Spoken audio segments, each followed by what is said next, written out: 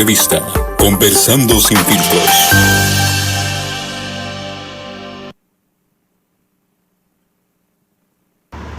Muy buenos días, bienvenidos a una entrevista más de su programa Tendencias. Recuerde que es una entrevista sin filtros. Comenzamos esta mañana, como cada viernes, le damos la bienvenida. Mi nombre es Francisco Hueso y vamos a tocar varios temas interesantes de lo último que ha sucedido en esta semana, los temas de tendencia que siempre le traemos a través de este espacio. Puede seguirnos también a través de nuestras diferentes plataformas y en YouTube, ahí estamos en vivo. Como siempre, cada mañana le presentamos cuáles son las principales portadas de los periódicos de nuestro país. Arrancamos de esta manera para conocer cuál ha sido esas principales puntos importantes sobre los periódicos de mayor circulación en el país. Comenzamos con la prensa gráfica. Aumenta 61% los casos de enfermedades febriles eruptivas en El Salvador, y eso obviamente tiene que ver un caso ya hace un par de meses. Instituciones como el Ministerio de Salud ha estado en una campaña constante, sobre todo con el tema del dengue. Eso es lo que dice la prensa gráfica. Vamos con la siguiente portada. Vamos a conocer también qué dice Diario El Salvador. El país tiene el precio más bajo en alimentos, y eso tiene que ver mucho con el tema de la canasta básica y también un poco ahí de esta nueva opción que ha dado el gobierno de El Salvador con el tema de los agromercados, y también usted puede encontrar productos de la canasta básica a precios bastante competitivos. Vamos con la otra portada. ¿Qué más tenemos en cuanto a portadas? El Mundo dice: las tiendas de colonias mueven 4.7 millones al día. Obviamente eso ha sido, hoy hay que tomar en cuenta esta portada. ¿Por qué razón? Porque hoy en día este rubro, el tema de las tiendas, mueve esta cantidad de dinero. Acordémonos que también él tiene que ver mucho con lo del régimen de excepción. Hay muchas colonias, hay muchas tiendas nuevas, hay muchos emprendimientos nuevos, y eso tiene que ver mucho con esta portada que nos trae el diario El Mundo. Cerramos las portadas de esta mañana con el diario de hoy. Dice: denuncian presuntas muertes y torturas en el penal de Izalco. Este es un tema que ha estado hablando mucho algunas ONG, sobre todo en este tema. Ahí tenemos las principales portadas de los periódicos de nuestro país. Obviamente vamos a conocer otros puntos más adelante. Arrancamos ya, le damos la bienvenida a la entrevista, a la primera entrevista. Recuerde que Tendencias hemos tenido la dinámica de presentar a dos invitados. Vamos con nuestro primer invitado. Estamos hablando del licenciado Mauricio Rodríguez. Él es sociólogo y analista político. Bienvenida, licenciado, bienvenido. Un gusto tenerlo por acá esta mañana. Bueno, muchas gracias por la invitación, Francisco. Pues cuando me invitan, pues no digo que no, me cuesta decir que no. La verdad, muchas gracias. Y usted lo decía, es un nuevo concepto, ¿no?, de Tendencias, sí, este espacio, y agradecerle también. Ahí viene desde Santa Ana, ¿verdad? Santa Ana, sí. Bueno, la verdad es que siempre hemos tenido muy buena relación con el sector, con el gremio periodístico, y eso nos ha permitido mantenernos vigentes en este ámbito, después de haber estado también en el ámbito político, ¿verdad? Es desde que aquí estamos dispuestos a compartir los temas de actualidad. Como no, muchas gracias. Y bueno, uno de los temas de Tendencias, desde que una vez se presentó el presupuesto de la Nación, ha sido el tema escalafón. ¿Cómo, a su consideración, cómo ha visto este tema? Unos dicen que se ha congelado, otros dicen que lo han quitado, pero ¿cómo usted ve el panorama de justamente el tema del escalafón? Bueno, ahora tenemos en la actualidad el tema del manejo de redes sociales, y eso mueve la información y la noticia para un lado o para otro, muchas veces con tendencias buscando confundir a la población.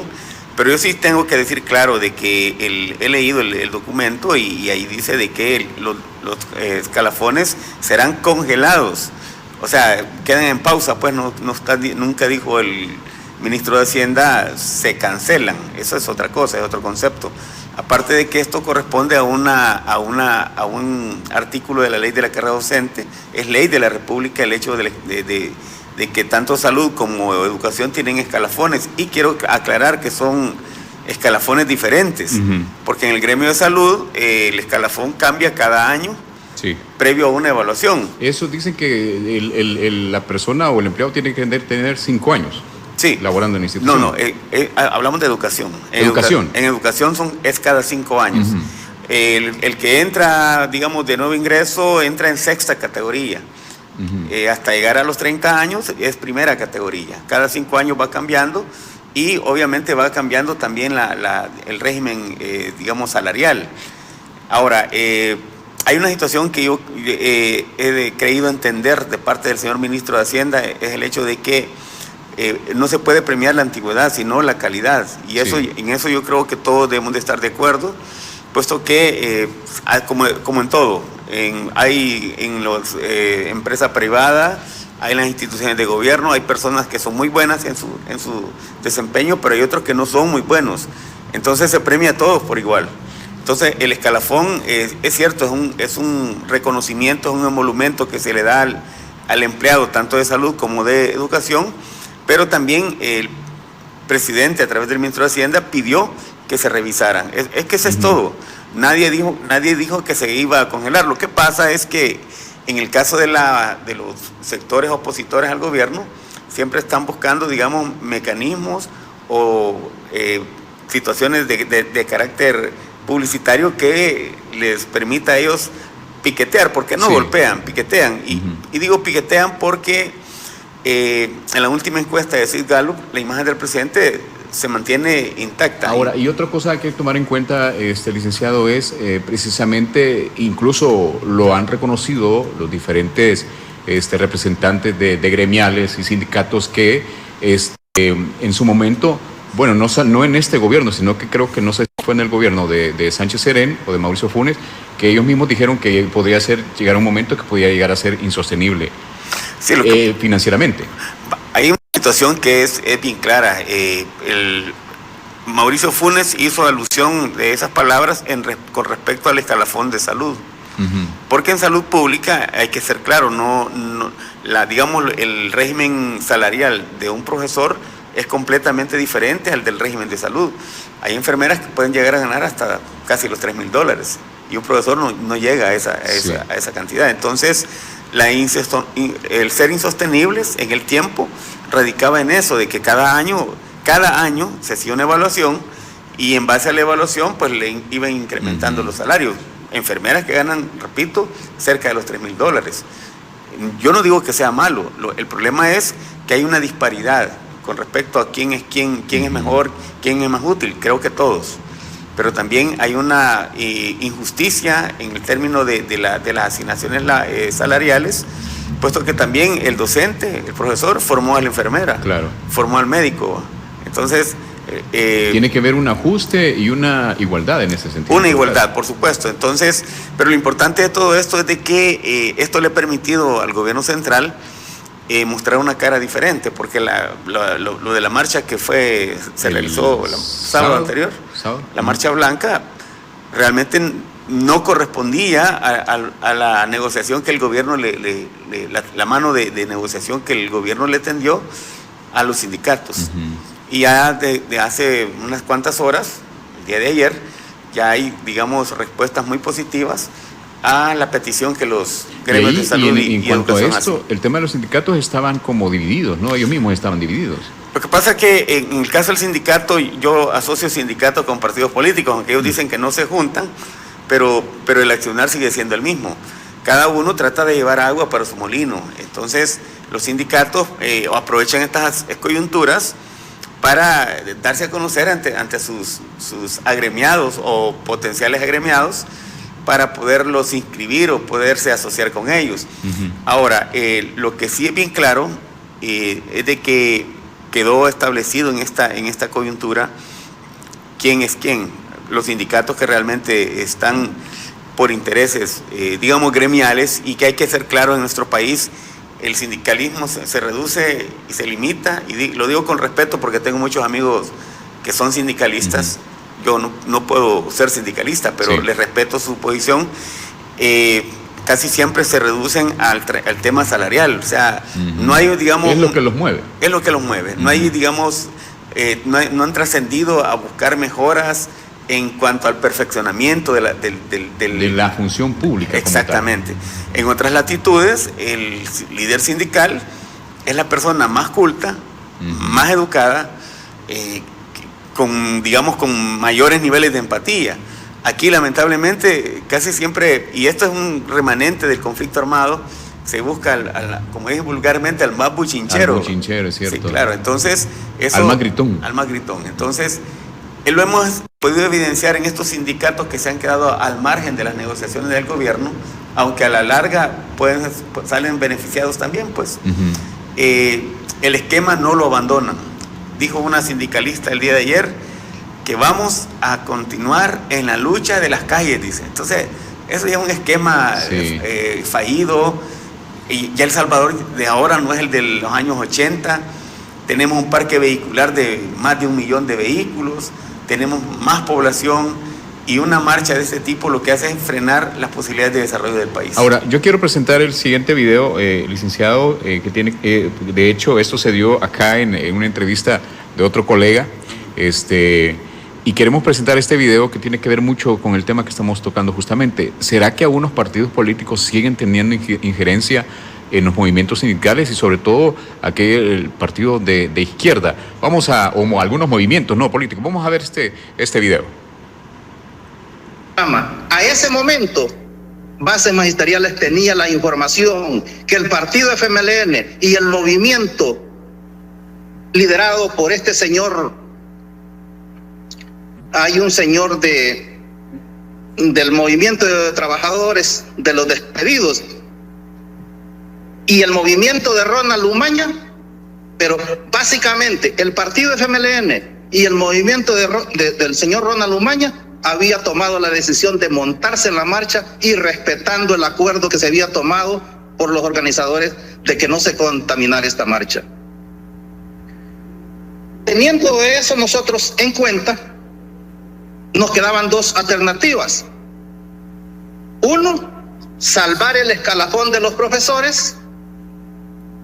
2, ir a la marcha, potenciar al partido FMLN y potenciar al movimiento de Ronald Umaña.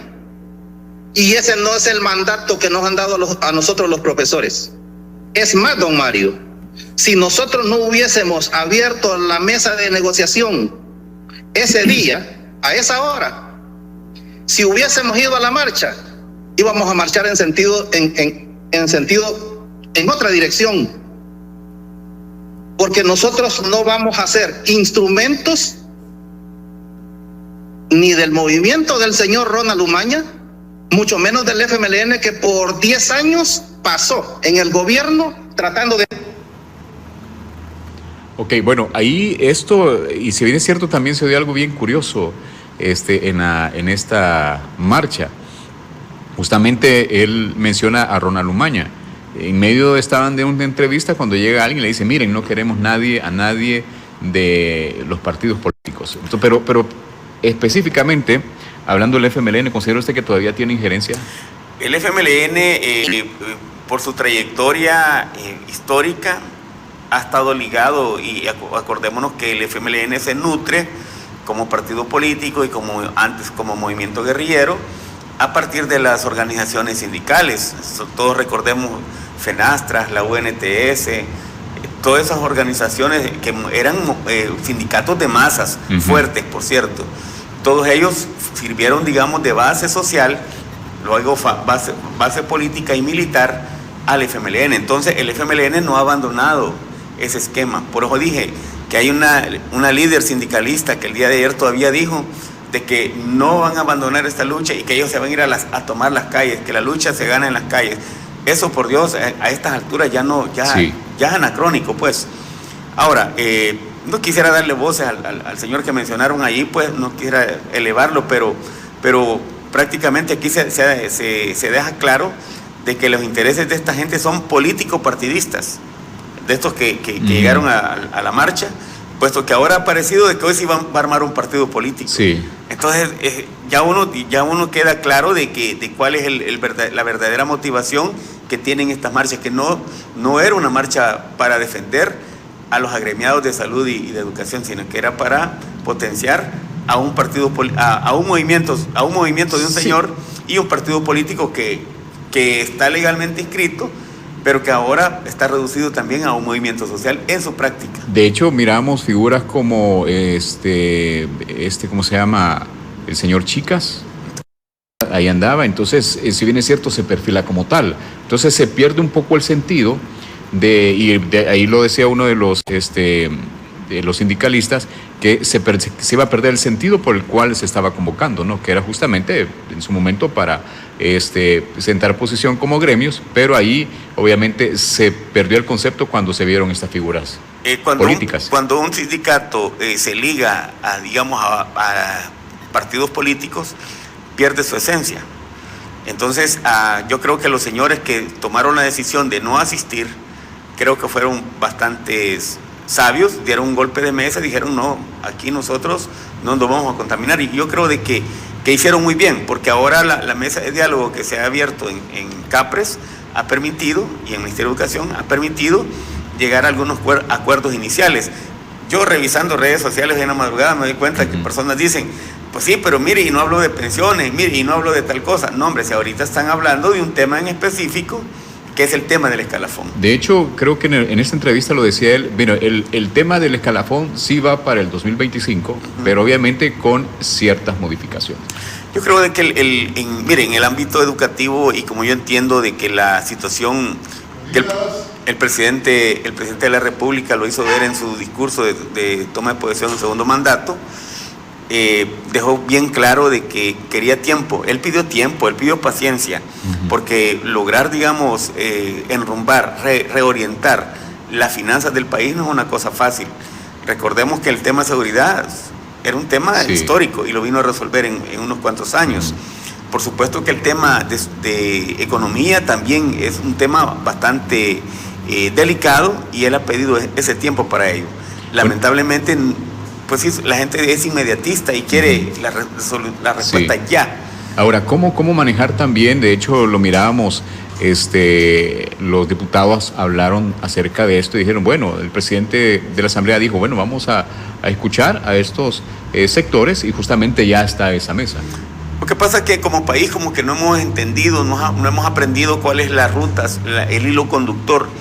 Todos sabemos de que aquí vivimos una década perdida con el conflicto armado, que culminó pues con una firma de paz que ya fue derogada, por cierto, pero el camino era ese, sentarse a dialogar. Muchas cosas en este país se han resuelto de esa manera. A través del diálogo. Ese es el camino. O sea, ir a la calle, yo no le veo oficio ni beneficio. Me llama mucho la atención, fíjese, porque, hablando como países como Argentina, que era a cada momento, ¿no? Habían marchas, ellos fueron muy tajantes. De hecho, los multan, ¿verdad? Los multan, y también ellos sí salen a la calle los antimotines, cosa que, si bien es cierto, pasó pues tranquilo en la marcha, no hubo ningún incidente, ¿verdad? Ellos caminaron, hicieron lo que quisieron y Lo que pasa es que los sectores de oposición al gobierno lo que están buscando en este momento es un mártir para lucirlo, ¿verdad?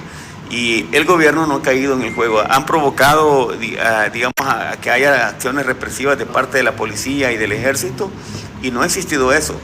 Pero sí es cierto que han habido despidos, pero habrá que individualizar los casos, porque me da la impresión, cuando mencionaron a la señora Idalia Zúñiga, sí. Y bueno, yo debería de entender de que esta señora tiene 57 años de vida, entonces ya cumplió su tiempo de servicio, que debe haberlos terminado a los 55 años. Seguramente es una persona de las que deberían de estar descansando, pues son personas que ya son pensionadas, es decir, un pensionado es aquel que ya cumplió su tiempo, está ganando su salario y está ganando la pensión. Y mire, esa situación me llama mucho la atención, porque esto era también algo que se manejaba en otros gobiernos, de que hay personas que cobraban su pensión y seguían en la institución cuando ya habían cumplido su... Eso es lo que tratando de individualizar los casos, me llama la atención, y no sé cuál es la situación administrativa de esa señora que fue despedida, pero viendo la edad, que tiene 57 años, si es que no tiene más, me da la impresión de que es una persona de esas que se mencionan, que están ganando su sueldo. Mire, algunos ganan sueldo base, ganan sobresueldo por dirección o subdirección y ganan la pensión. Sí. Entonces eso yo creo que dentro de un esquema de justicia creo que no es muy factible. Es decir, ahí tenemos escalafonados cerca de 30,000 maestros sin plaza todavía. Cerca de 30,000, sino que son más. Yo el último conteo, cuando estuve por la asamblea, eran 21,000. Hoy subió a 30,000. Entonces, pero tenemos también esa situación, ese filtro que hay que hacer. Y hay, digamos, otros elementos que el gobierno central también debería estar revisando y yo me voy a permitir hacerlo, porque así como critiqué en aquel momento la red solidaria de Tony Saca, que era, digamos, una cuestión populista, en el Ministerio de Educación también se maneja el tema de los paquetes escolares. Sí. Le cuesta al país cerca de $200 millones al año, pues. Y eso es un invento que trajo el FMLN en su plan social educativo Vamos a la Escuela, que decían que dándole uniforme, dándole zapatos y promovían. No, iban a reducir los niveles de deserción, escolar, ausentismo, repitencia y estredad. Y fue el periodo cuando más cipotes involucraron a las maras, cuando más ausentismo. Más ausentismo, más migración, y recordemos el 2015, que fue el año más, digamos, tenemos el pico más alto de homicidios a nivel nacional. Entonces es un apartado donde yo no digo que lo quiten, yo digo que lo focalicen. Ese es un subsidio que el gobierno da. Se debería de subsidiar y focalizar, así como tienen escuelas focalizadas, digamos, para determinados programas, también se debería focalizar en ese sentido. Ahora, es importante, creo que para dignificar, porque todos hablan de este tema, dignificar al sector, y creo que el sector docente tiene que llegar el momento de poder desvincularlo de lo partidario. De hecho, digamos, según la ley de la carrera docente, ningún docente, valga la redundancia, dentro de sus atribuciones como profesional de la educación, tiene que tener una vinculación político-partidista, es decir, dentro de su centro escolar. Sí. Fuera de ahí, pues él puede pertenecer constitucionalmente, tiene el derecho de agremiarse libremente donde él se sienta representado. De momento, pues, yo creo de que lo importante de todo esto va a ser cuando los sindicatos, y ya hablo en forma general, yo veo que algunos ya están mandando voces de que no tienen vinculación, y ojalá que así sea, que no tengan vinculaciones político-partidistas, porque eso les, digamos, desnaturaliza su esencia como tal. Ahora, ¿cómo llegar a esa unidad, si se quiere llegar de esa manera, o se quiere ver de esa manera, de tener los mismos parámetros para el escalafón médico o del sector salud y para el escalafón del sector educación? Bueno, yo creo que eso ya corresponde a un estudio autorial que tendría que ser un estudio muy técnico que tienen que ser las autoridades del Ministerio de Hacienda, puesto que son ellos los que distribuyen y administran, digamos, el tema de las finanzas públicas del país. Saben ellos cómo se puede hacer una distribución más equitativa y más justa para que todo el mundo, pues, esté satisfecho con lo que hace, pero también esto obliga a que se haga, digamos, se establezcan más controles administrativos que también tienen que ver con la ética profesional, porque hay que ser claro, como digo, en todo hay buenos y hay malos. Sí. Enfermeras que están ganando casi $3,000 maltratando al paciente, eso no es posible. Sí. Eso yo lo escribí en un artículo y que yo le llamé Los Caballos de Troya, porque son las personas que le generan una mala imagen al gobierno. Es decir, el gobierno está tratando de implementar una serie de leyes, ley Nacer con Cariño, la ley Crecer Juntos, etcétera, para que dignificar, digamos, reivindicar a la niñez.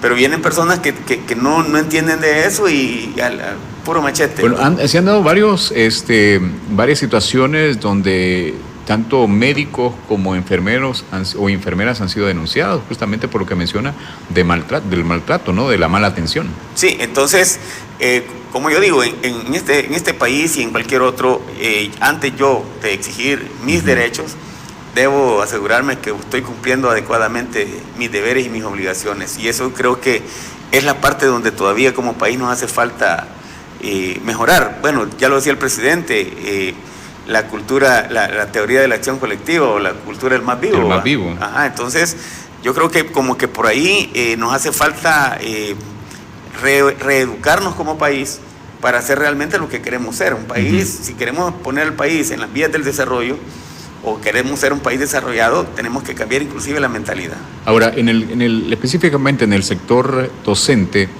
¿cuál es el camino o cuál es el proceso que sigue un docente para ser parte o tener también el beneficio del escalafón? Bueno, es automático. Cuando un maestro le dan su nombramiento oficial, entra ganando determinada cantidad de dinero, no tiene los beneficios que otras instancias de gobierno tienen, le dan un bono al año, dos bonos, en junio y en diciembre. Sí. No son bonos que ni por asomo se acercan a los de otros empleados de otras carteras de Estado. ¿Cómo acceder a ese escalafón? Bueno, desde el momento que es nombrado, ya está corriendo ese escalafón, su tiempo, a los 5 años, en automático. Le cambian de categoría de sexta, pasa a quinta, y por supuesto que hay un cambio, digamos, en la escala salarial, que no es muy significativa, pero sí le mejora, digamos, de alguna manera. ¿Cuánto es el porciento? Unos $60 más o menos, aproximadamente. Casi es igual que el sector salud. Pero en salud está escalonado hasta un 8% de su salario. Ok. En cambio aquí es súper. Y aquí es cada 5 años y en salud es cada año. ¿Cuál sería el panorama, licenciado, o cuál ve que sería el panorama de aquí a la aprobación del presupuesto? O aquí, obviamente, en estos dos temas, tanto el escalafón de salud como el de... Bueno, yo lo que he leído desde ayer para ahora, que ya se dieron, digamos, los primeros pronunciamientos de la mesa de negociación, es que el escalafón se va a mantener. Habrá que ver cuál va a ser, digamos, el rumbo que el Ministerio de Hacienda va a dar con respecto a esto, porque es algo que no incluyó en su presupuesto, que no lo incluyó para el 2025. Habrá que ver dónde se hacen los ajustes, las readecuaciones o lo que también se llama reorientación de fondos. Pues esa, digamos, creo que es el camino que se estaría perfilando en las próximas semanas, porque el presupuesto ya está no casi aprobando, sino que está en análisis. De hecho, ya están mandando llamar a funcionarios para que den explicación del por qué han presentado ese presupuesto. Digamos, ese es el proceso normal que todos los años se hace cuando se presenta el 30 de septiembre. Ya hay una programación en la Comisión de Hacienda y Especial del Presupuesto, la cual cita a los funcionarios para que justifiquen porque han pedido, casi nunca piden menos, siempre van pidiendo más. Entonces, de acuerdo al análisis que la Comisión de Hacienda hace, pues entonces al final termina diciéndole, mire, no le vamos a dar 100 millones, le vamos a dar 95 millones. Entonces, ahí tienen que ir viendo, jugando con números, y esto le corresponde ya a la Comisión de Hacienda y al Ministro de Hacienda, por supuesto. Hablábamos al principio, licenciado, de mucha desinformación, ¿no? Hoy en redes sociales usted puede ver de todo, ¿verdad? Y encuentra de todo. ¿Cuál sería el mensaje para ambos sectores? Bueno, el mensaje para ambos sectores es que estén tranquilos, que confíen en sus sindicatos. Pues yo no soy sindicalista, pero le estoy pidiendo que confíen en ellos, puesto que ellos son los que están siendo los portavoces y están llevando la negociación con el gobierno. Y por el lado del gobierno ha mostrado, digamos, una cara empática con la situación. Es cierto, alguien puede decir, mire, le doblamos la mano al gobierno. No, no es eso. Simplemente el gobierno está dando una imagen de que es un gobierno que escucha a los sectores. Lamentablemente los demás se fueron por el otro rumbo, pero ya quedó claro de que ellos lo que buscan es potenciar a un partido moribundo, y el otro quiere formar su propio partido. Como se le dice, la famosa raja política, ¿verdad? Exactamente. Bueno, licenciado, gracias por su tiempo. De verdad es un tema muy extenso, pero esperamos tenerlo nuevamente por acá. No, muchas gracias a ustedes por la invitación y pues siempre a la orden. Bueno, muchas gracias. Nosotros regresamos en un momento con la segunda parte de nuestra entrevista.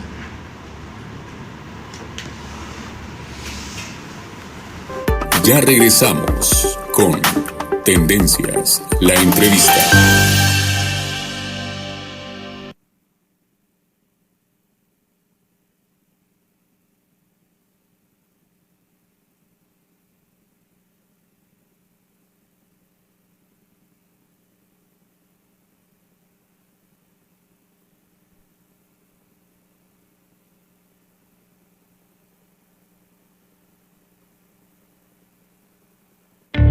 Todos los días tomas decisiones importantes, pero cuando se trata del cuidado de tu salud, la atención inmediata de médicos especialistas es crucial.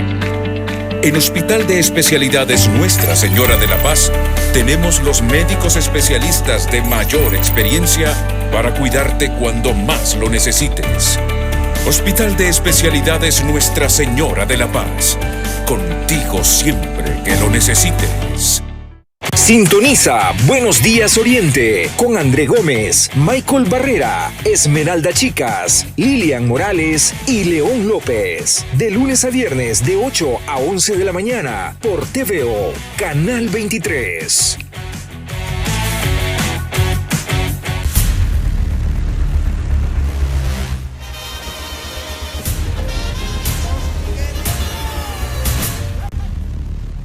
No te preocupes si no puedes sintonizarnos por medio de tu televisor.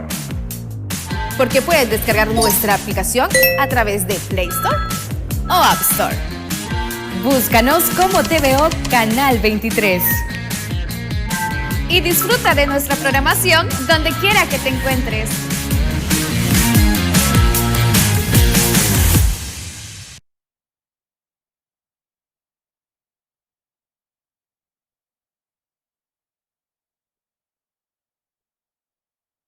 No te pierdas lunes y jueves en Buenos Días Oriente, el buen sazón de mi comida por TVO Canal 23. Desde que canta el gallo hasta que se oculta el sol, escucha las mejores voces de La Invasora. Somos el Radio La Invasora. Nuevo amanecer contigo, familias. Gracias por escuchar. Hola, ¿qué tal? Muy buenas tardes. Donde nosotros ponemos la música, pero el sentimiento lo pones tú. Radio Invasora, invadiendo tu hogar. Disfruta este 27 de octubre la transmisión en vivo del desfile de correos a partir de las 3 de la tarde. Gracias a Atuara, Clínica Médico Estética y Spa Clínico. Le atiende la doctora Larisa Alvarenga. Haga su cita al 7470-4253. Refréscate en el carnaval con las perlitas, el agua de San Miguel, la única con 3 certificaciones internacionales de calidad. Cada mañana de lunes a viernes tú tienes una cita con nosotros. Y disfruta de todos los segmentos que preparamos para ti. Donde nuestro objetivo es informar, educar y entretener. Sé parte de la gran familia de Buenos Días Oriente a través de nuestras redes sociales y en WhatsApp.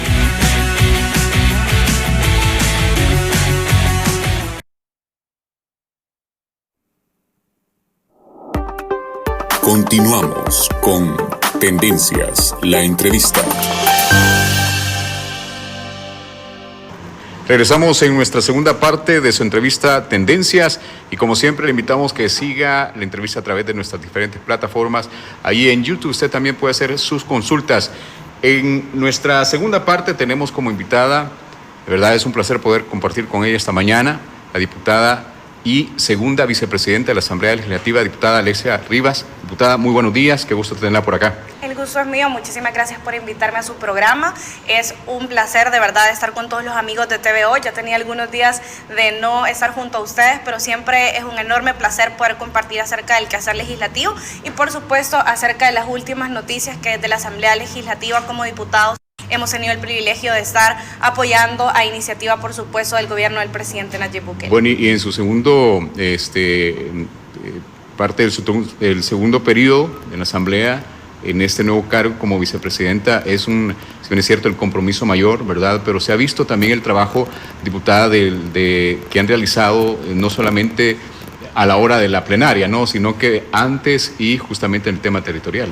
Bueno, precisamente creo que eso era uno de los compromisos que nosotros debemos de mantener con la ciudadanía. Ha sido uno de los temas que siempre estuvo en el tintero y que precisamente fue una de las principales demandas de la población. Creo que es importante poder construir consensos y sobre todo generar un diálogo social, pero un diálogo social que no se construya desde actores piramidales o como tradicionalmente ha ocurrido, donde los tomadores de decisiones son al final quienes quienes deciden sobre la gente sin tomarlos en cuenta. Creo que parte de esta nueva construcción de un diálogo social es precisamente lo que el presidente Nayib Bukele nos ha enseñado, de poder estar con la gente, de hablar con la gente y a partir de eso poder recabar cada uno de los insumos y sobre todo de las prioridades que nosotros debemos de llevar a cabo como legisladores y por supuesto que vayan en consonancia con el gobierno. Nada más ayer, por ejemplo, escuchaba a alguien de la oposición que decía de que se debería de regresar a la época de las negociaciones a base de maletines negros, cuando por supuesto ha sido lo que los ciudadanos por años recriminaron y es ese tipo de actuaciones las que no deben de llegar a la Asamblea Legislativa y por ello es que nosotros estamos diariamente trabajando junto a la gente y por supuesto ayudándoles también en todas las gestiones, que al fin y al cabo quizás no es el rol ni el deber de un legislador, pero al final con ese compromiso que tenemos con cada uno de ellos es que nos permite poder tener esta comunicación directa sin intermediarios. Ahora, es importante porque en el primer quinquenio del presidente Bukele se apostó a la seguridad y más adelante vamos a hablar de esto, pero también ahora, y él lo dijo, ¿no?, que en el segundo quinquenio es apostarle a la economía de nuestro país, si bien es cierto, es otro rubro muy importante y también dar pasos agigantados y cómo ve hoy por hoy el mundo a El Salvador. Y ahí miramos esto que tiene que ver con el apoyo que Estados Unidos va a dar al país con el tema de la deuda política. Bueno, la deuda.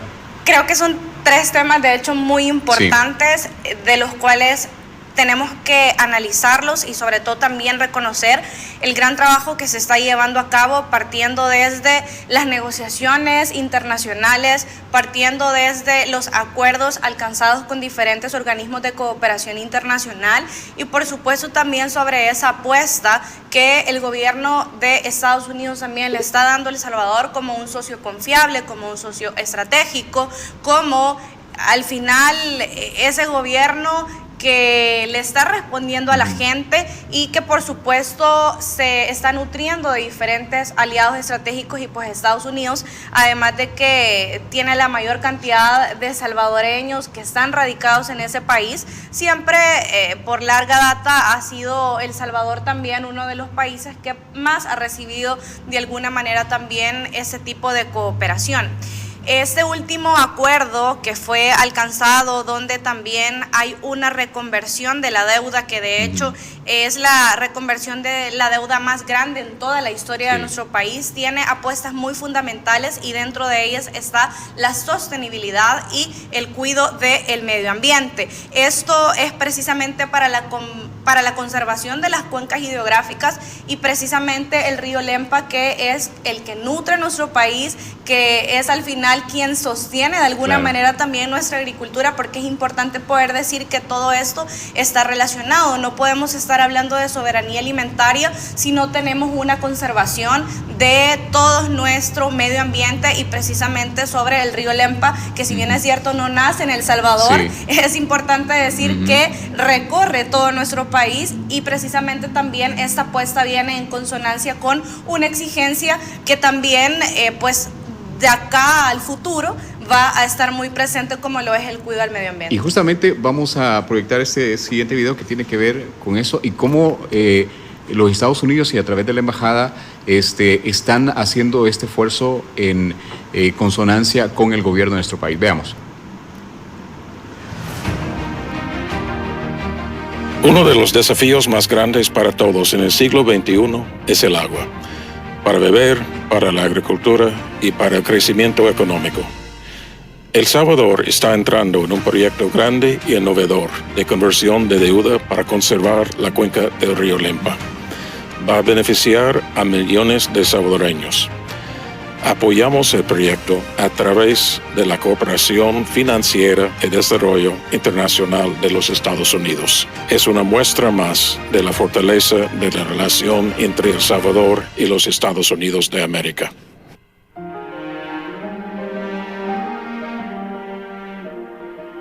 Es un acuerdo importante e histórico también para nuestro país, diputada. Por supuesto, sobre todo por lo que esto va a representar y como ya lo mencionaba también en un inicio, por la oportunidad que esto va a brindar no solamente al gobierno de poder tener una participación, no solamente a los ciudadanos de poder tener un impacto directo, sino también estamos hablando de organismos no gubernamentales que están insertos en ese mismo programa, donde a través de estas organizaciones y también organismos internacionales que están dentro de pues esa transacción, se va a permitir que exista una oportunidad de que las personas que también residen en esas áreas puedan tener un impacto positivo y puedan nutrirse también de cada uno de los beneficios que este acuerdo va a lograr.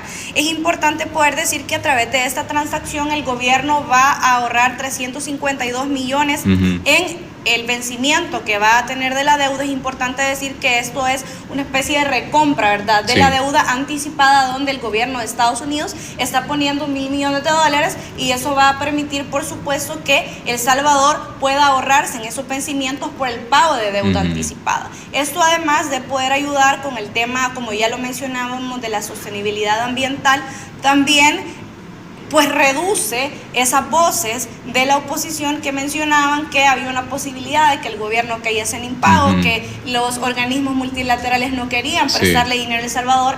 Y ahora lo que hemos visto es que no solamente el gobierno de Estados Unidos es el que se ha involucrado, sino que también estamos reduciendo el riesgo país, estamos enviando un mensaje internacional de decir que El Salvador no solamente tiene una política fiscal estable, que estamos visualizando a través del tiempo también estos ahorros, sino donde nosotros también abrimos nuestro portafolio a diferentes organismos, llámese actores que sean privados, como JP Morgan, que también está dentro de esta misma operación o transacción, dependiendo de la manera en cómo le queramos llamar. A mí me parecía también muy importante, y creo que además de estar hablando de este ahorro de 352 millones que El Salvador va a tener en el pago de la deuda anticipada en este vencimiento, es importante también decir que durante los próximos 20 años se van a dar $200 millones, que esto es un promedio de 9.7 millones anuales, para poder financiar directamente el programa, y los otros 150 millones, que van a ser aproximadamente 7 millones al año, van a financiar un fideicomiso. Pero con lo que les estaba mencionando anteriormente, y a mí esto era parte de lo que también me parece muy interesante decir, es que hay dos organismos involucrados, y uno de ellos también es parte de la Iglesia Católica, que en Estados Unidos también apoya con causas precisamente de protección al medio ambiente. Tanto la FIAES como el CRS, como se le denomina también en inglés, y esas son las siglas, van a darle a organismos no gubernamentales financiamiento a todos aquellos que quieran participar en los proyectos relacionados con la protección al medio ambiente. Y creo que esto al final, por supuesto, de que es una apuesta muy importante de nuestro gobierno de mantener el país también limpio y sostenible, como ya lo vimos y lo vamos a ver seguramente a lo largo de esta conversación con la última aprobación que hicimos también de la Ley de Energía Atómica. Claro, muy importante, y usted lo mencionaba, si bien es cierto, también el río Lempa quizás es uno de los principales, el principal río de nuestro país, y eso tiene que ver también con el tema del dinamismo económico en la región, ¿no? Si bien es cierto, eso va también a inyectar y a hacer que otros rubros también comiencen a dinamizarse mucho más. Nada más ahora estaba viendo la portada del diario El Salvador, donde pues no solamente estamos viendo un interés de invertir en la infraestructura, donde estábamos hablando de que más del 75% de las inversiones que hemos tenido en este año han sido precisamente en el rubro de la construcción. Es decir, estamos hablando de que los privados tienen un interés bastante grande en estar apoyando no solamente la creación de empleos, que al final se traduce también en una mejora a la economía, en mayores oportunidades de empleo, y por supuesto ayuda también al crecimiento económico. Esta semana recibíamos la buena noticia del Fondo Monetario Internacional, donde se estima que El Salvador ha crecido en un 3%.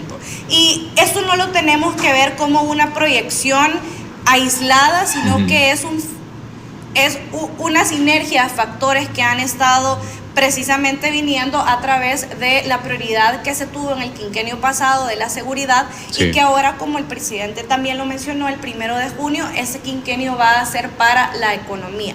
El presidente de la Asociación de Salvadoreños Industriales, de la ASI, manifestaba precisamente el tema, manifestaba el interés de que El Salvador siga creciendo económicamente para poder tener crecimiento económico, para poder tener desarrollo, para poder tener inversión y precisamente para poder generar empleabilidad. Creo que cada vez que hablamos del tema del crecimiento económico no lo podemos ver como un simple número, lo tenemos que ver como la oportunidad que el país tiene de salir adelante, pero también de las oportunidades que los privados están creando junto al gobierno para poder generar estas fuentes de empleo que se crean también en su mayoría, por no decir en su inmensa mayoría, a través de la inversión privada. Mientras más salvadoreños, mientras más extranjeros inviertan en nuestro país, más oportunidades de empleo van a existir para los salvadoreños. Se lo digo yo, que tengo la oportunidad de conocer a salvadoreños que ahora se han regresado a vivir a nuestro país, que le han apostado a nuestro país, y quiero mencionarle un caso en específico. Conocimos a unos muy buenos amigos en Houston cuando andábamos de visita allá, cuando estábamos hablando sobre el tema del voto en el exterior en la legislatura pasada. Y he tenido la oportunidad de ver el crecimiento que ellos han tenido, pero sobre todo de la confianza que le han tenido al país y precisamente al gobierno del presidente Nayib Bukele. Esos amigos de Guatemex me mencionaban que antes intentaron poder introducir su modelo de negocio a El Salvador. Ellos se encargan de poder trasladar mercancías en todo el país. Usted envía, por ejemplo, una caja con artículos, ellos se la llevan hasta la puerta de su casa, y lo interesante de su modelo de negocio es que eso es de puerta a puerta y la gente ya no tiene que hacer nada, sino que le van a recoger el paquete hasta su casa y en El Salvador se lo van a dejar hasta su casa. Pues lo interesante del tema es que ellos me mencionaban que antes del 2018 ellos intentaron introducir este modelo de negocio al país, y lo que ocurría era de que cuando la gente abría las cajas no les aparecían artículos. Les decían, mire, el par de zapatos ya no está en la caja, mire, el celular que yo había enviado no me apareció, etcétera, etcétera, etcétera.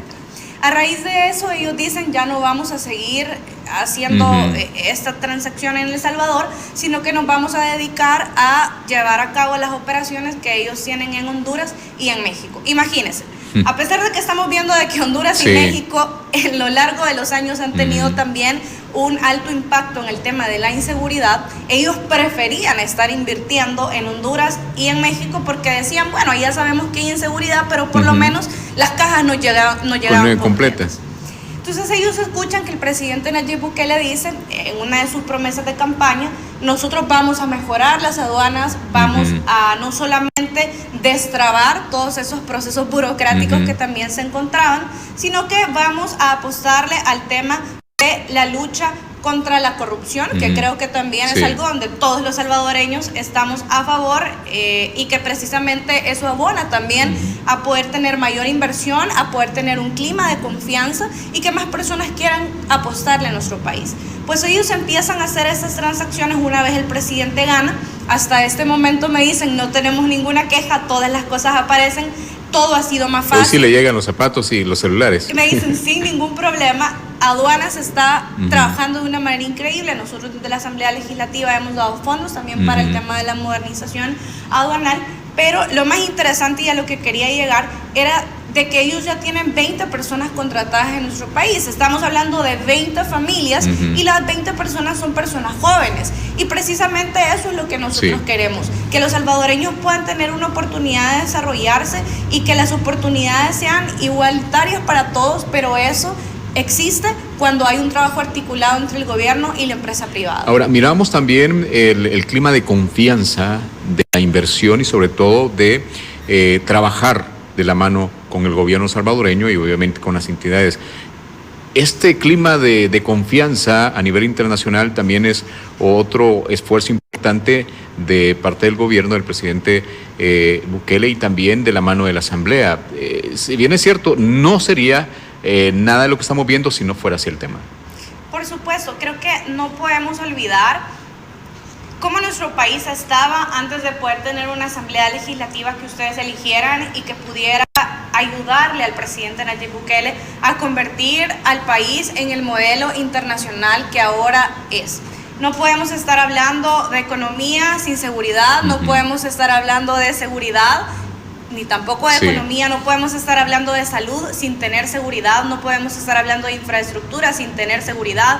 Y creo que eso está tan relacionado en el sentido de que, por ejemplo, en los hospitales el Estado ya no gasta lo mismo porque pues ya no hay tantos accidentes y la prevención es importante, por supuesto, pero ya no estamos hablando de personas que llegan acuchilladas producto de las riñas que se daban por los controles territoriales. Ya no hablamos de personas que son asesinadas diariamente, estamos hablando de todo un cúmulo de cosas positivas que realmente le están pasando a nuestro país, pero es importante también poder saber que, y vuelvo y lo repito, esa segunda fase establecida por el presidente Nayib Bukele y que esperamos que sea una realidad y que el milagro económico realmente se pueda dar, está trayendo avances significativos y quiero también mencionar, además de que ya hablábamos acerca del crecimiento del 3% del FMI mencionado esta semana, que El Salvador también a nivel centroamericano es el país que tiene la inflación menor. Estamos hablando de que eso ha impactado también positivamente en el precio de la canasta básica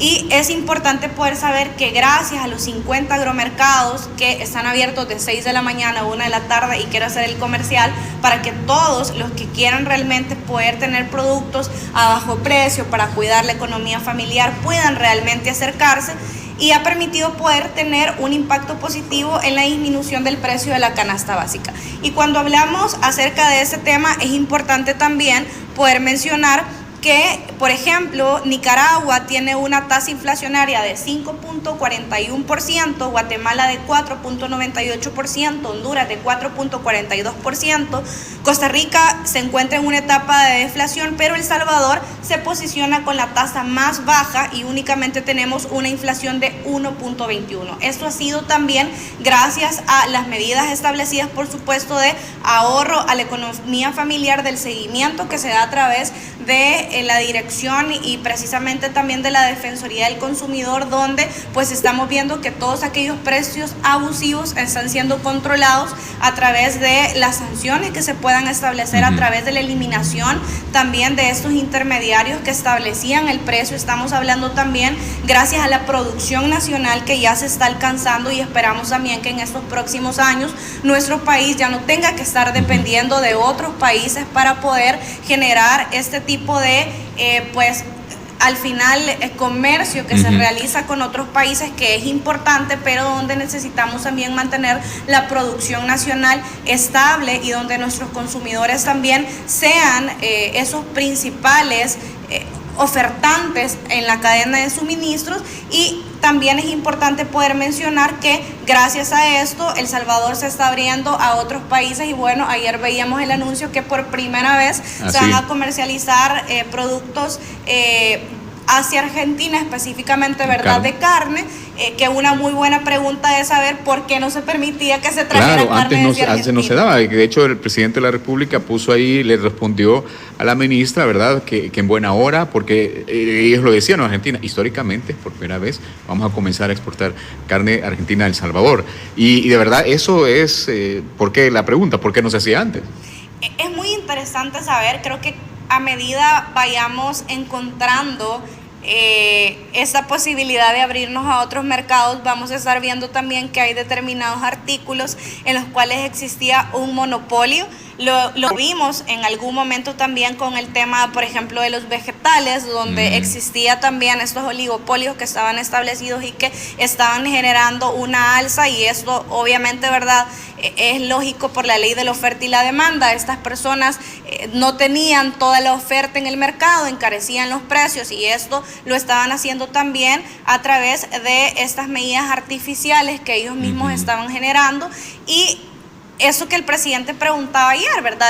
Es muy interesante saber quiénes realmente se habían opuesto o por qué no se realizaba ese tipo de importaciones.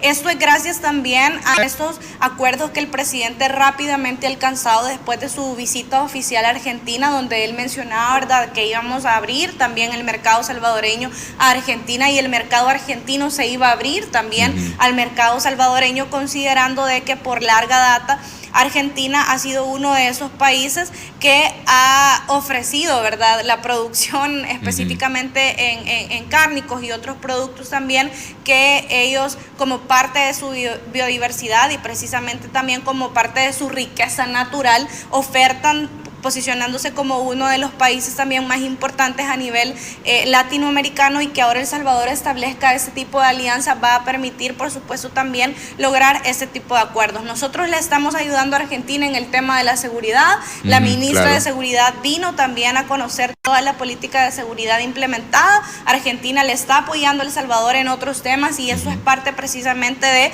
esa riqueza en las relaciones internacionales y fruto, por supuesto, de la confianza que el presidente Nayib Bukele tiene y de posicionarse como uno de los mandatarios mejor evaluados a nivel internacional. De hecho, se ha determinado como el modelo Bukele, ¿no?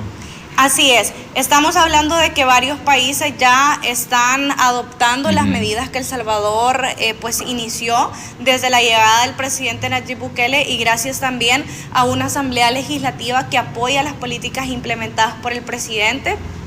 No tuviéramos un régimen de seguridad si no tuviésemos una asamblea legislativa que acompañe estas políticas, no tuviéramos pues todo el financiamiento para el plan control territorial si no existiera una asamblea legislativa que da sus votos para poder financiarlo, no tuviéramos todo lo que nosotros hemos alcanzado sin la visión del presidente Nayib Bukele, pero sin el acompañamiento de una asamblea legislativa que le ha estado apostando a creer que El Salvador puede ser un mejor país. Y este modelo Bukele o la bukelización también, como ya se le está denominando, ha surtido efecto en otros países. Veíamos en Panamá, donde, ¿verdad?, el presidente recién electo había establecido una especie de cerco como que El Salvador tenía. De hecho, aquí tenemos las declaraciones del señor presidente de Panamá refiriéndose a esto que van a comenzar a trabajar allá en Panamá. Veamos. El 10 de octubre de este año, estrategia encaminada a devolver la seguridad a los panameños. Este plan es con la finalidad de liberar a Panamá de las pandillas. A partir de hoy iremos casa por casa, finca por finca, o por donde se escondan los pandilleros para meterlos donde deben estar, en la cárcel. Fue categórico, ¿no? Para meterlos donde tienen que estar, en la cárcel. Y es el modelo, ¿verdad?, que se ha seguido en el país y es de referencia mundial. Creo que no es en discusión poder saber a dónde deben de estar los delincuentes, no es en discusión saber a dónde deben de estar los criminales, no es en discusión saber a dónde tienen que estar los asesinos, no es en discusión a dónde tienen que estar los ladrones. Evidentemente tienen que estar en la cárcel y eso fue lo que ocurrió en El Salvador. Todo aquel que estaba irrespetando las leyes, todo aquel que había cometido algún delito, se encuentra cumpliendo una pena como debe de ser, se encuentra en una cárcel como debe de ser, y los buenos ciudadanos, los buenos ciudadanos están en la calle. Lo veíamos el día de ayer en el centro histórico, con esta cantidad de personas que habían llegado también, jóvenes que están disfrutando de la libertad, de la seguridad. Nunca nos hubiésemos imaginado poder tener este nuevo modelo de seguridad social que El Salvador también tiene, donde los jóvenes pueden llegar a cualquier hora de la noche en el centro histórico, sin importar de dónde vienen, sin estar pensando si vienen de Soyapango, de Ilopango, de San Martín, si son lugares contrarios o no. Todos los jóvenes estaban en un solo lugar disfrutando de la seguridad que nuestro país tiene. Esa figura de la dictadura que se han inventado unos cuantos, el día de ayer también se les cayó, en el momento en que veíamos que los jóvenes no tienen miedo, contrario a los que dicen que los jóvenes tienen miedo de salir a la calle. Estamos viendo que los jóvenes están ahí disfrutando libremente, y eso precisamente es lo que otros países con este modelo seguramente quieren implementar. Veíamos también que habían venido algunos serenos, que es como esa especie, ¿verdad?, del CAM que nosotros tenemos, de Perú, donde han venido a a capacitarse también a nuestro país para poder implementar las medidas. Ellos decían, nosotros quisiéramos un presidente Nayib Bukele, nosotros quisiéramos que se nos den también todas las herramientas para poder proteger a los buenos ciudadanos, y creo que esto parte también de esa política exitosa que al final ha convertido a El Salvador en el país más seguro del hemisferio occidental. Bueno, vamos a seguir hablando de este tema de seguridad que realmente es muy extenso, ¿verdad? Hay mucho de qué platicar. Nosotros regresamos en un momento, permítanos, continuamos con más después de este corte comercial con su entrevista Tendencias. Ya regresamos con Tendencias, la entrevista.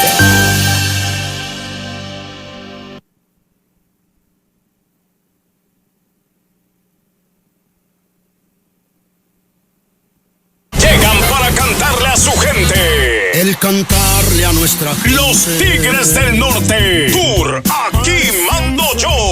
Aquí mando yo. Llegan a El Salvador. 14 de diciembre. Estadio Juan Francisco Barraza. San Miguel. Los ídolos del pueblo nos regalarán una noche de emoción, nostalgia y mucha verdad.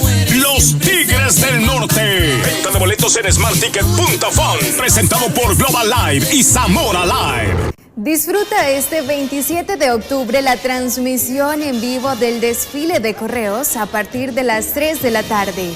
Gracias a Atuara, Clínica Médico Estética y Spa Clínico. Le atiende la doctora Larisa Alvarenga. Haga su cita al 7470-4253. Refréscate en el carnaval con las perlitas, el agua de San Miguel, la única con 3 certificaciones internacionales de calidad. Desde que canta el gallo hasta que se oculta el sol, escucha las mejores voces de La Invasora. Somos el Radio La Invasora. Nuevo amanecer contigo, familias. Gracias por escuchar. Hola, ¿qué tal? Muy buenas tardes. Donde nosotros ponemos la música, pero el sentimiento lo pones tú. Radio Invasora, invadiendo tu hogar.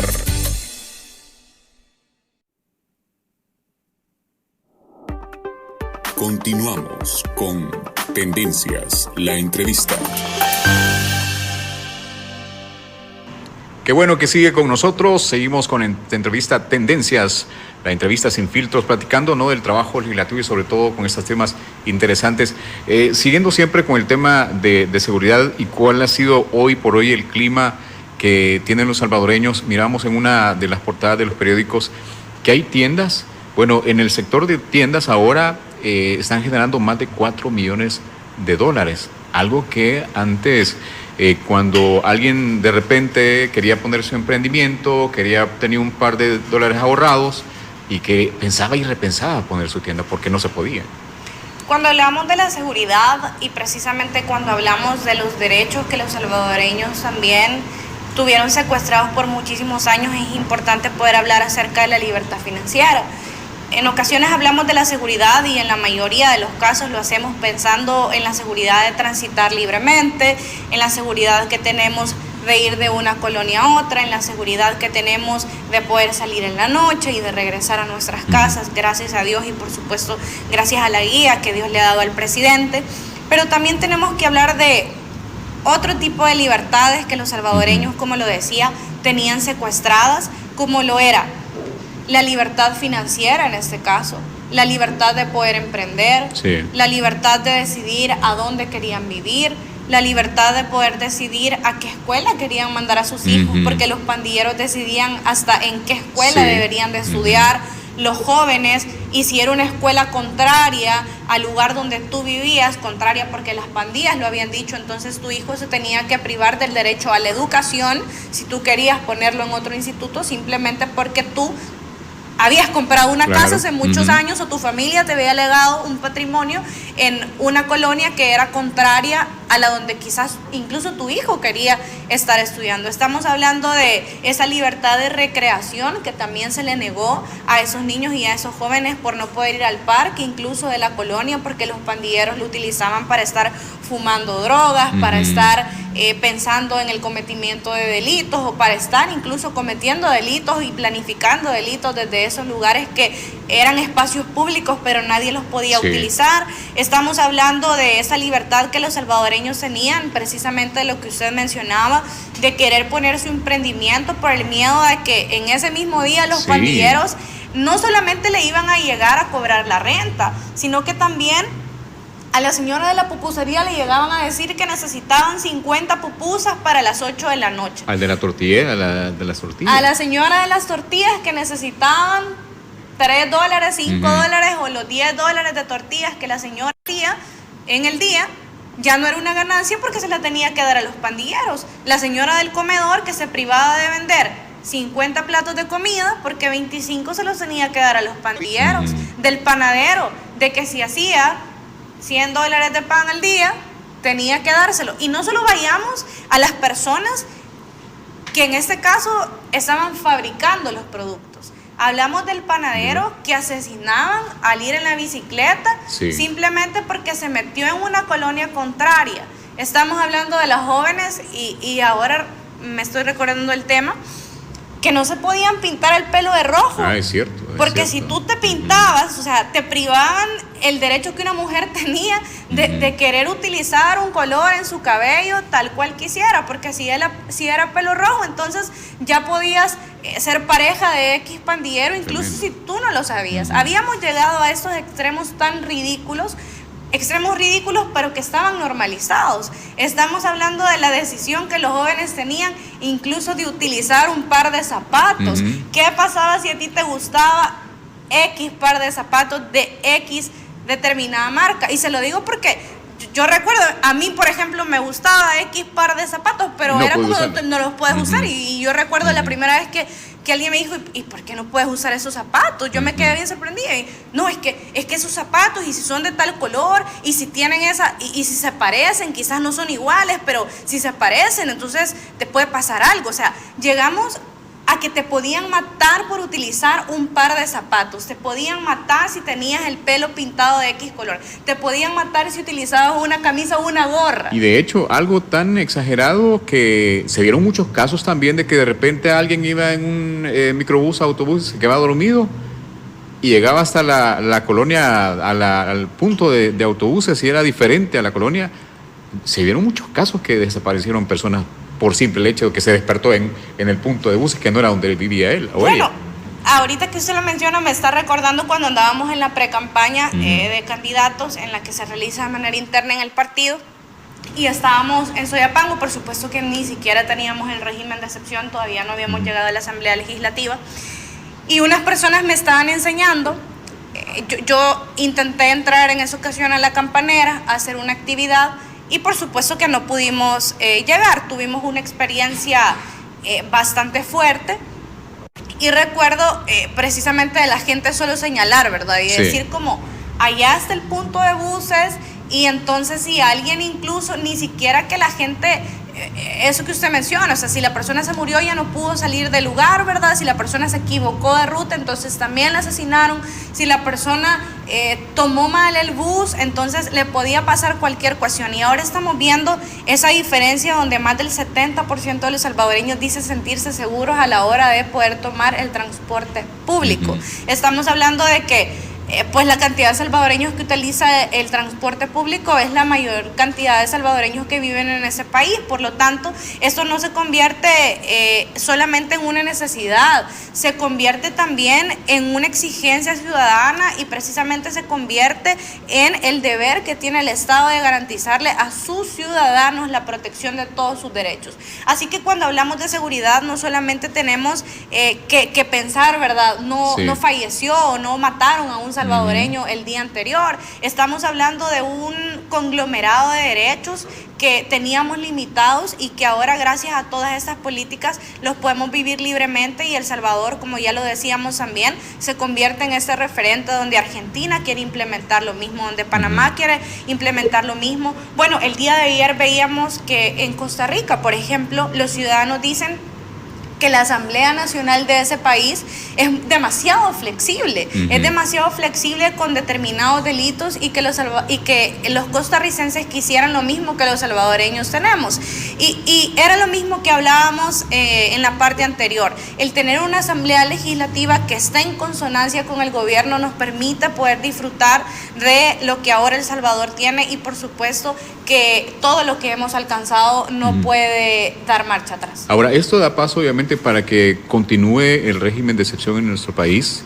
Si bien es cierto, creo que esto sigue siendo prioridad, tanto como para el gobierno del presidente y también para la Asamblea, que se da una aprobación más. Es importante mantenerlo. De hecho, recuerdo que en la campaña algunos mencionaban, no, es que va a cambiar todo, y esa parte creo que de cierta manera los salvadoreños también se han quitado ese pensamiento anterior de que el régimen de excepción es solamente, como dicen, para el buen salvadoreño, para el salvadoreño trabajador. Claro, obviamente el que ande en malos pasos se va a meter en problemas, pero creo que muchos salvadoreños, la mayoría de salvadoreños, lo miramos en las últimas encuestas, que todavía le siguen dando ese número importante a la gestión del presidente y también por consecuencia a la Asamblea. La encuesta lo dice perfectamente. La encuesta obviamente es una media que se toma para poder tener, ¿verdad?, esa percepción ciudadana. Es una muestra que se tiene de qué es lo que los salvadoreños están pensando, y por eso la utilización de las encuestas realmente es muy interesante para poder tener ese parámetro ciudadano respecto a qué es lo que la gente quiere. Si bien es cierto, son muestras pues obviamente bastante pequeñas, ¿verdad? Realmente tienen ese sentir ciudadano porque no solo lo ha dicho una encuesta, sino que lo han dicho varias encuestas y de diferentes casas encuestadoras con diferentes tipos de muestras, con diferente cantidad de personas encuestadas, y todas coinciden en lo mismo. 8 de cada 10 salvadoreños dicen que se debería de mantener el régimen de excepción en nuestro país. Y no lo estamos diciendo nosotros en la Asamblea Legislativa, no lo está diciendo el gobierno del presidente Nayib Bukele, lo está diciendo la gente a la hora que se le preguntan.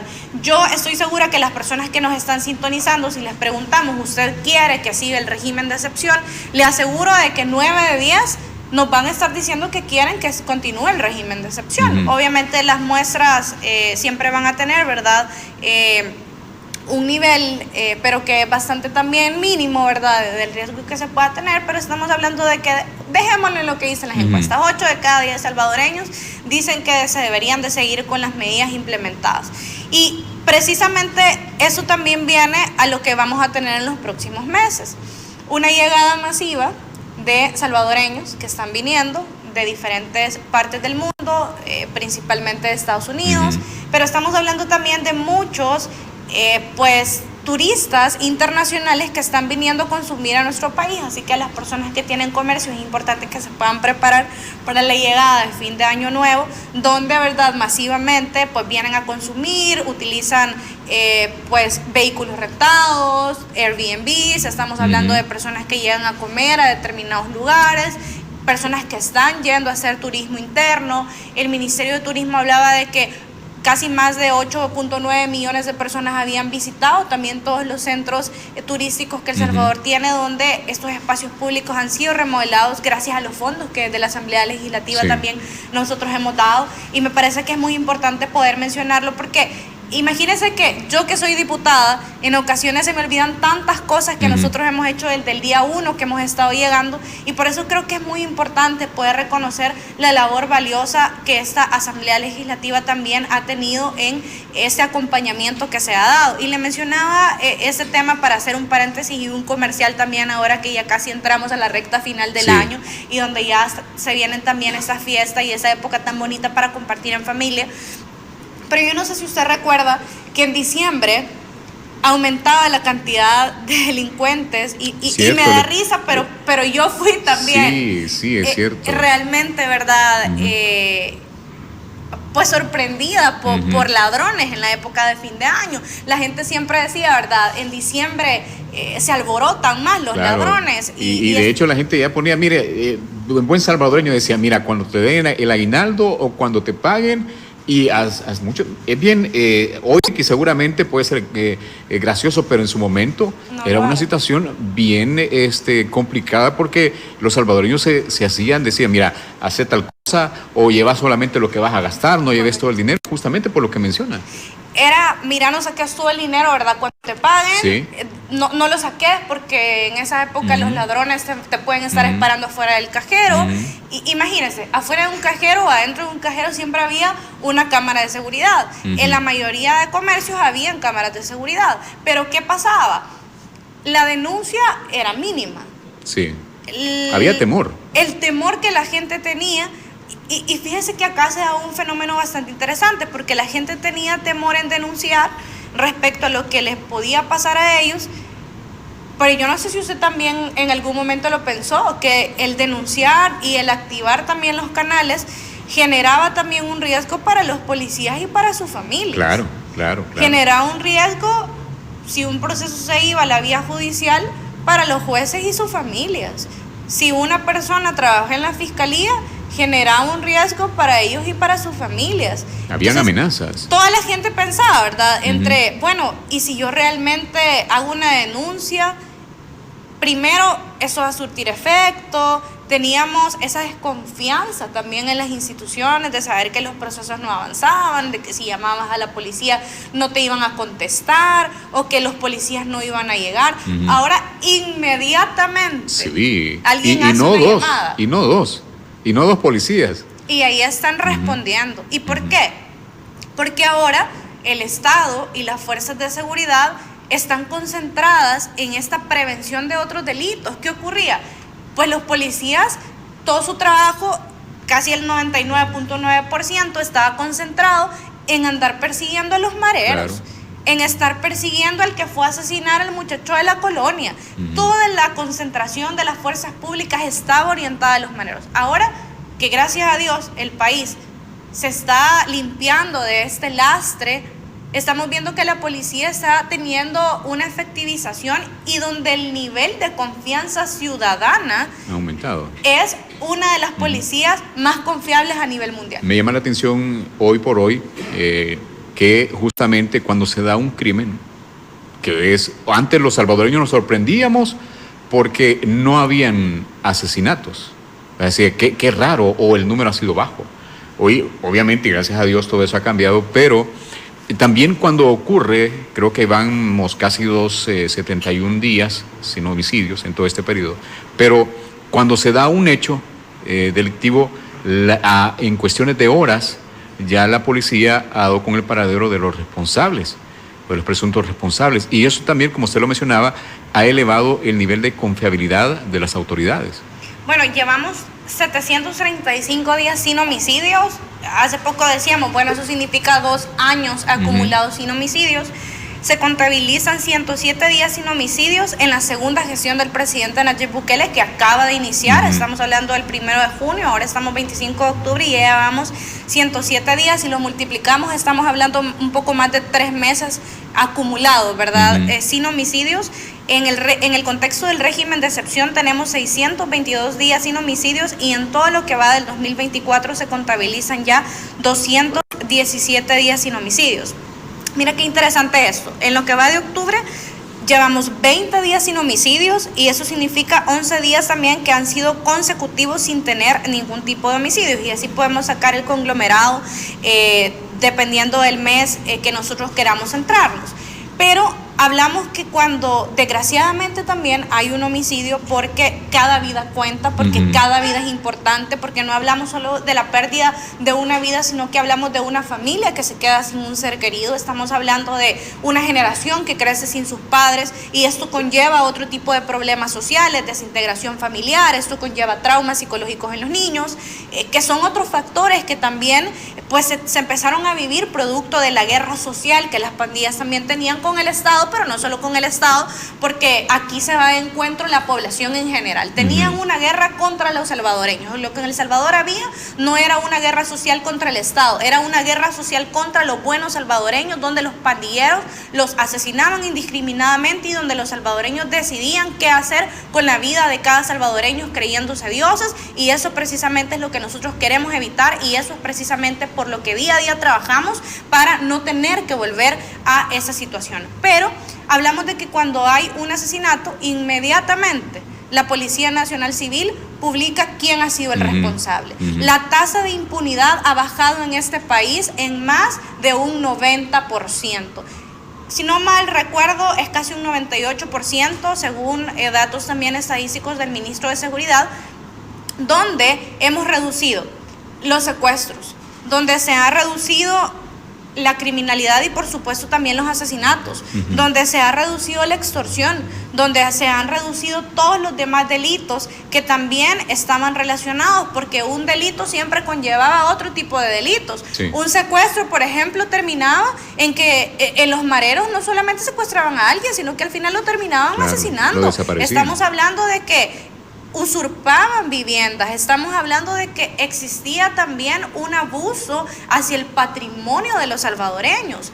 Hace poco yo tuve la oportunidad de ir a Santo Tomás, íbamos a ir a entregar una silla de ruedas, pero las personas habían llegado a vivir a una casa como normalmente ocurre en nuestro país, ¿verdad? Que las personas no tienen pues la legalización de sus viviendas, y es algo en lo cual nosotros también estamos trabajando en la Asamblea Legislativa para poder proveerle a esas personas de la certidumbre jurídica que deben de tener para poder tener todos sus procesos en regla, y principalmente para poder tener una legalización que va a permitir en algún momento poder tener construcción de viviendas dignas, construcción de viviendas sociales, pero esto no se puede hacer sin tener una legalización. Por eso a veces cuando la gente dice, mire, pero ¿y por qué no le van a construir a X comunidad las viviendas? Es que no se puede construir en un lugar donde no se sabe quién es el dueño, es que no se puede construir en un lugar donde desgraciadamente las personas solo han llegado a usurpar las notificaciones, o donde hay un problema jurídico. Primero tenemos que arreglar lo primero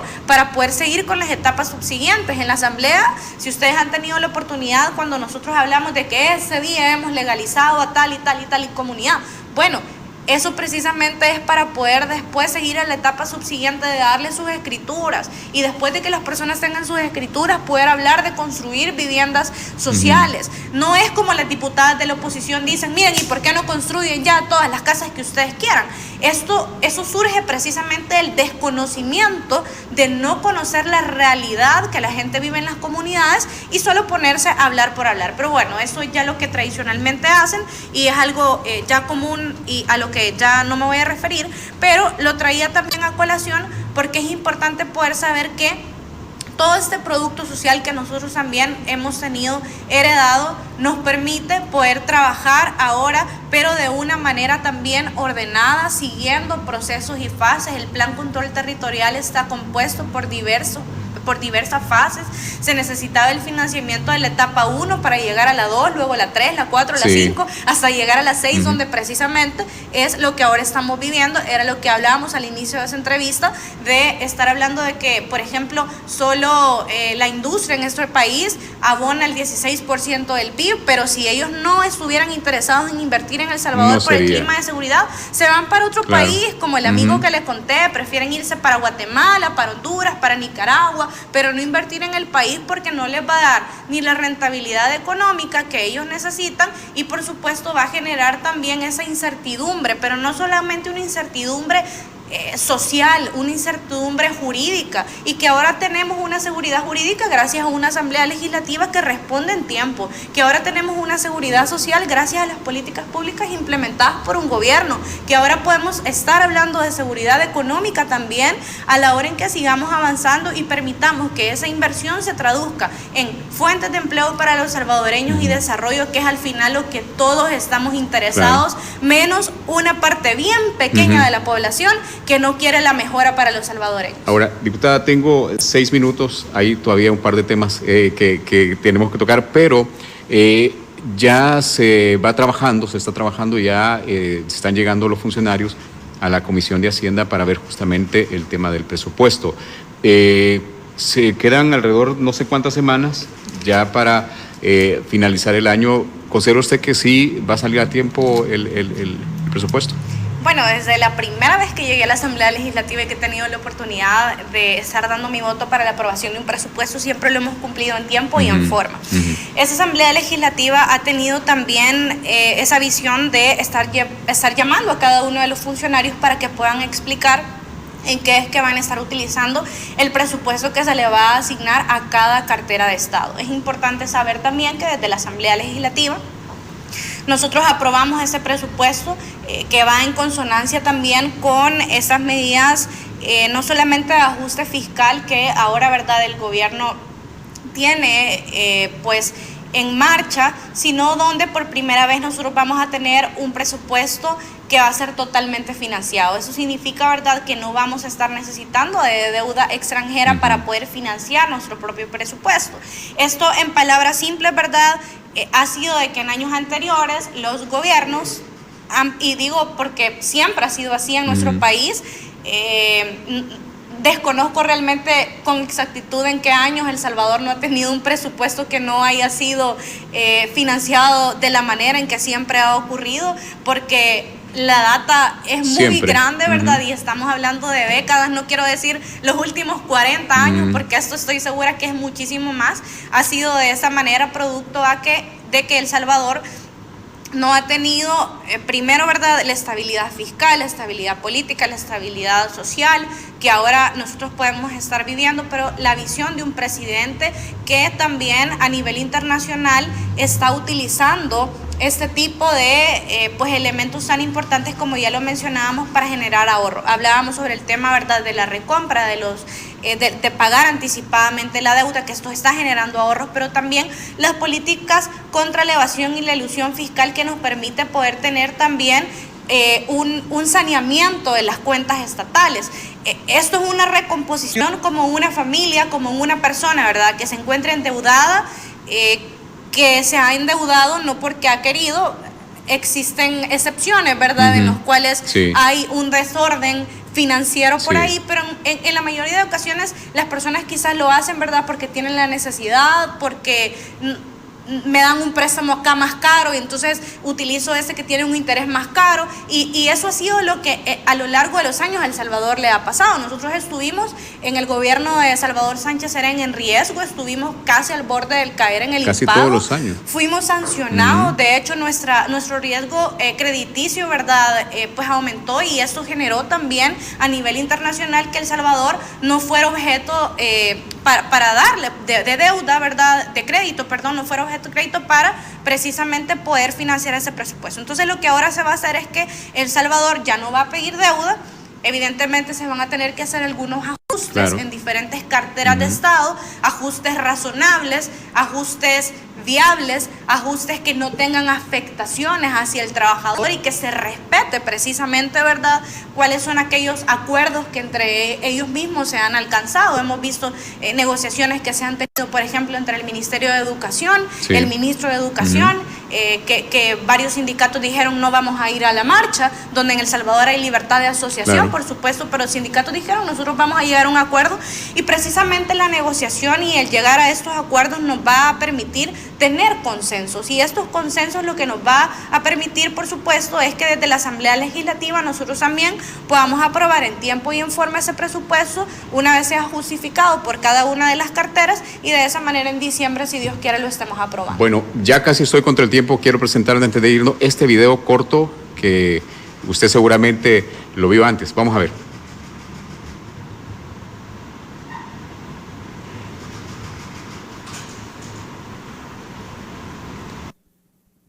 Estrategia encaminada a devolver la seguridad.